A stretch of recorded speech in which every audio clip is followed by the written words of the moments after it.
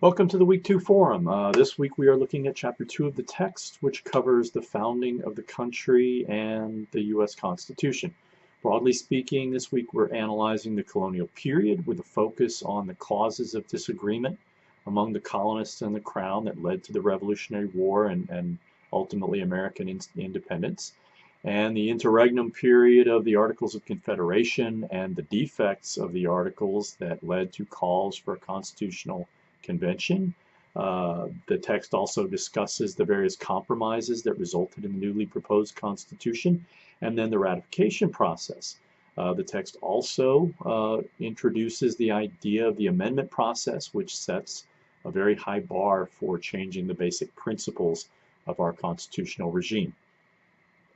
Clearly, there is a lot of material to cover this week compared to last week.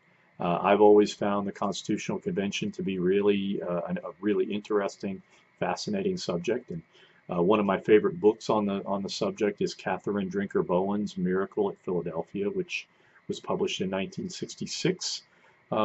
Think about the compromises that the Constitution or the Convention delegates were compelled to make in order to create a workable government. Some of those compromises actually set the stage for later conflicts, particularly the Three-Fifths Compromise, which effectively codified slavery as a legal institution for the first 74 years of our Union and basically set the stage for the Civil War and required extensive amendment to kind of scourge that legal allowance of involuntary servitude within our constitutional structure. It's important to recognize that the Constitution created a much more powerful government than had previously existed, but that the power of the federal government was sharply delineated, and a system of checks and balances was designed to compel the federal government to act only in instances where a near consensus had been formed. That really is the genius of the constitutional system, that the founding generation created a system for balancing interest against interest. The result, again, is a kind of balancing act, but increasingly we're seeing in our politics a lot of impatience on both sides of the aisle, and there is a willing on the part of some to impose their will upon the rest of us. To me, we're seeing our politics really probe the boundaries of our constitutional system, and there's a real question whether the constitutional balance can be maintained. The ratification process was also a lot more difficult than contemporary people imagine.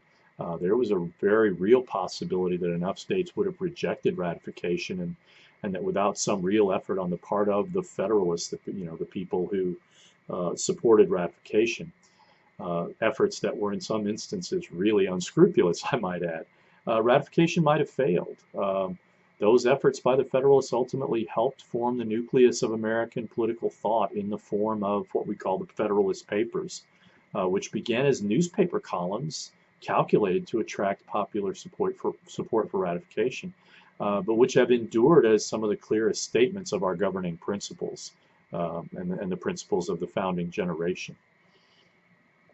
The process for amending the Constitution is also a really important topic. The framers correctly, I believe, recognized that the Constitution would require occasional updating and changes, but they again put very stringent requirements for changing the basic rules, the basic constitutional structure.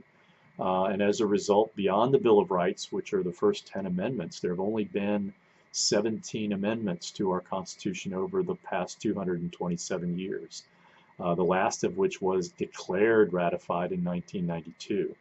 So why is it so important that changes to the basic constitutional rules of the game require almost universal agreement? What is the likelihood of a successful constitutional amendment to our, in our current hyper-partisan environment? It doesn't seem very likely, does it?